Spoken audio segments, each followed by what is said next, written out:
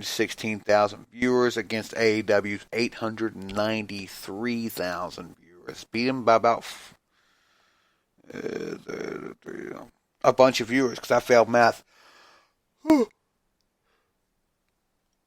I will say that AEW beat NXT in the 18 to 49 demographic by 0.9 points. It was like 30 to 39 points. So there is that. I think NXT picked up that 18 to 34, which is still a pretty good demographic, but AEW was able to pull off the 18 to 49. I mean, this wasn't a regular NXT, though. People were like, oh, God, it's the end, it's the end. People were freaking the fuck out. And I'm like, no, man, I'm kind of glad that AEW got beat now, so 65 weeks from now, they weren't insanely under this crazy amount of pressure to try and go that full 83 to beat WCW's record. And they got beat early, which is not a big deal. They just won a small battle in a large-scale war. This is a marathon, not a sprint, and I feel like they're going to make their comeback next week. And NXT put on a hell of a show from what I gather. I didn't see it because I don't usually watch it, but I heard it was a great show, a great ladder match between Adam Cole and somebody, I can't remember the name to get ready for this weekend's War Games and Survivor Series, which I am going to try and catch. Don't know if I will or not, but I am going to try and catch them and do some small reports if I have the time to. Fucking watching that much wrestling over the weekend is kind of rough. You got shit to do. I got stuff to do tomorrow and the afternoon. So, I'll see what I can do. Alright, guys, so I think you have all been kind of waiting for me to get back to this. I talked about it in the middle of the week, and it is the main event of your evening. Jim Cornette and his resignation from the NWA. Yeah, we kind of knew this was coming. So, alright, for those of you who don't know and haven't been keeping up and have been living under a rock for the last 7 days, Jim Cornette worked for the National Wrestling Alliance. The same said National Wrestling Alliance that put out a show called Power every week. Well, Jim Cornette's a pretty southern wrestling announcer. I mean, he's from Louisville, Kentucky, And so, and I'm going to quote unquote this because I don't think I'm going to repeat the quote, to be honest. I think it'd be a bad idea. The fact was, it was a pretty racist quote on NWA Power. And so, at first, people just backlashed and stuff like that. And then it got so bad that David Lagana and Billy Corgan pulled the show from YouTube to edit that out and then put it back up. And up to this point, you're just like, oh, Jim Cornette's such a dick. And it was pretty bad. It was a pretty bad comment. People were fucking up in arms about it. And so, he eventually was forced to resign, all in like the span of about 24 hours. This was just fucking nuts. And I did a quick review, or not review, I did a quick a report on it, like, holy shit, breaking news, yada, yada, yada. And so I thought about that, and I talked about this on the little report too, but I thought about it like after. This is just as much Jim Cornette's fault as it is the NWA's. Reason I say that. Okay, so Jim Cornette said it, which is obviously bad. You need to fucking get help, dude. Bad. But the NWA show, the NWA Power show is taped. So that means that they let that through. They edited it, they put it out, and they fucking threw it onto YouTube. After it went through their quality control, after it went through their people, and thought that shit was okay. Thought the shit they said were okay. It's like, what the fuck? So, the NWA is just getting away with murder here. Blaming Jim Cornette for everything. Oh, he didn't adhere to our standards, and he was this, and he was that. And he was this bad guy. And don't get me wrong, Jim Cornette is definitely not fucking innocent here by no means. He deserves everything he got. Because, up to this point, I've always kind of respected Cornette, but goddamn, man, you can't go that far,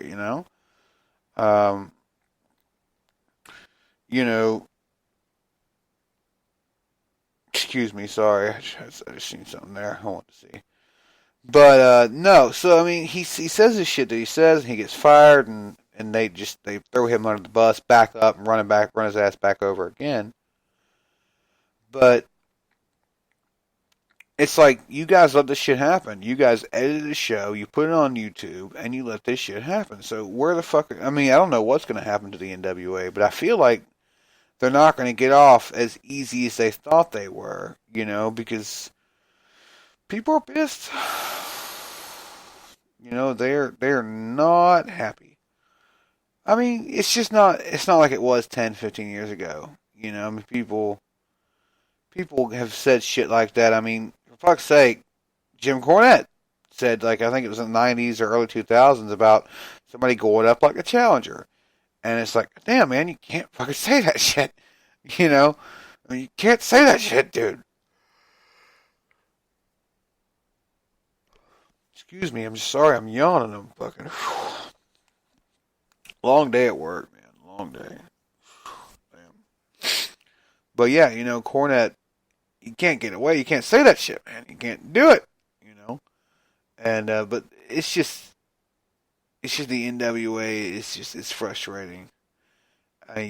They're just throwing him so far under the bus, you can't see his feet anymore, man. And I just don't think that's right. And I feel like they probably will get away with it. People are just like, oh, I can watch the NWA now. Oh, I can watch the NWA. No, dude, you have to understand. He said the shit, but they let him get away with it. They let him put that shit out there. They didn't change it. They didn't edit it out. They didn't do anything about it. And so people have to be accountable for their actions, and somebody in that fucking editing room needs to be accountable for theirs. If it's David Lagana, if it's Billy Corgan, if it's Joe fucking Schmo, who decided to take a nap for like fucking 30 seconds while this shit was playing and didn't cut it out, then he needs to be held accountable. I don't care who it is. Because that shit is unacceptable. It cannot be let to happen like that. I mean, we just can't do shit like that, It's not cool. So, yeah. Reaching the end of the show. Remember Saturday, you guys got a pretty chock-full wrestling weekend. You've got War Games Saturday night. And then Sunday, you got Survivor Series. The big thing out of the weekend is going to be the World War Games matches between the teams on NXT. And then Fiend and Bray Wyatt going at it Sunday night for that world title.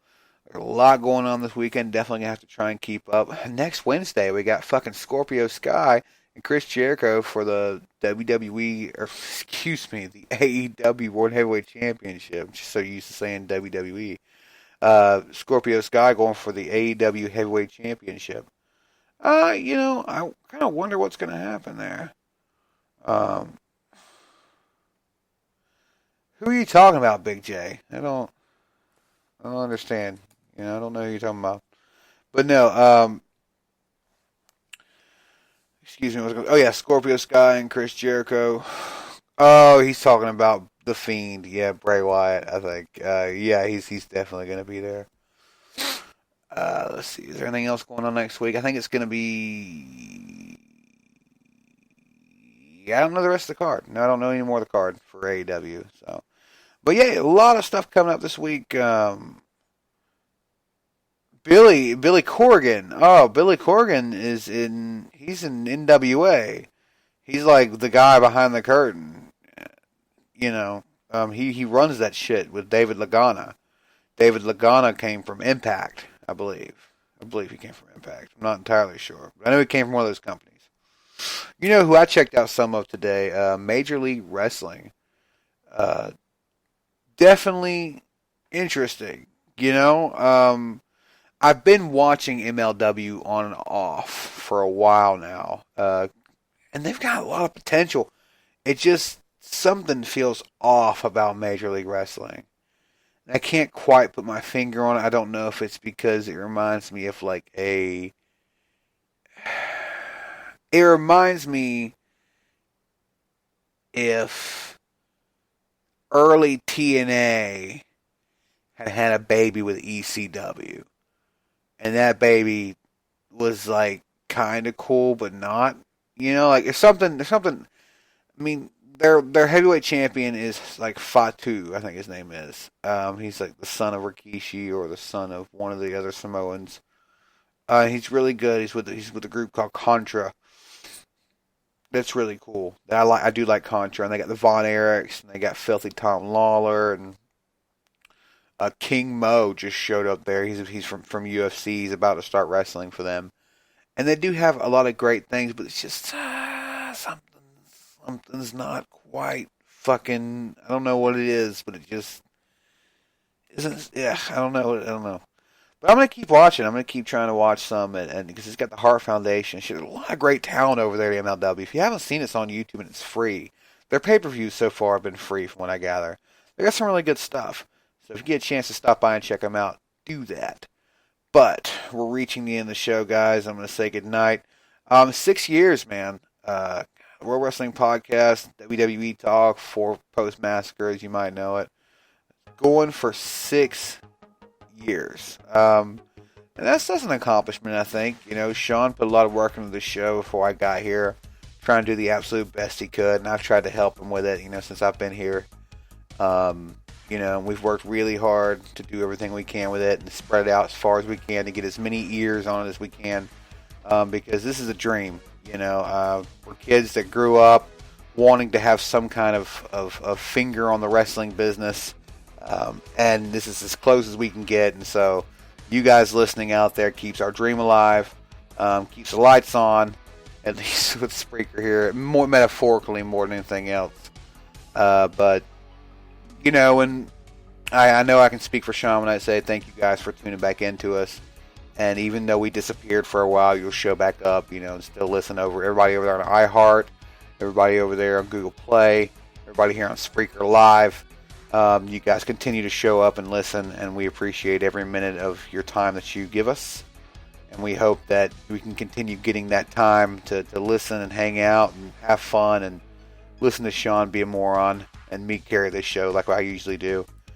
But thanks again for stopping by. I'm going to get out of here. I'm going to get some fucking sleep. It's midnight. I am tired.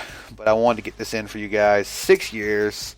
Let's go for another 60. You know, let's keep going until I can't press the record button anymore. But you guys have a great wrestling week. You can follow me at the tweeters at Big Bad Boo Bear. Drop me a line. If you got an opinion you want to get out there, you got a question, shoot it to me. I'll do what I can to get on the show for next week's edition of the Under the Bottom Rope podcast. But I'm going to sign off now. You guys have a great evening, and some of you great morning. And if any of you are driving out there, drive safe. Oh, and in case I don't talk to you guys before Thanksgiving, have a happy Thanksgiving.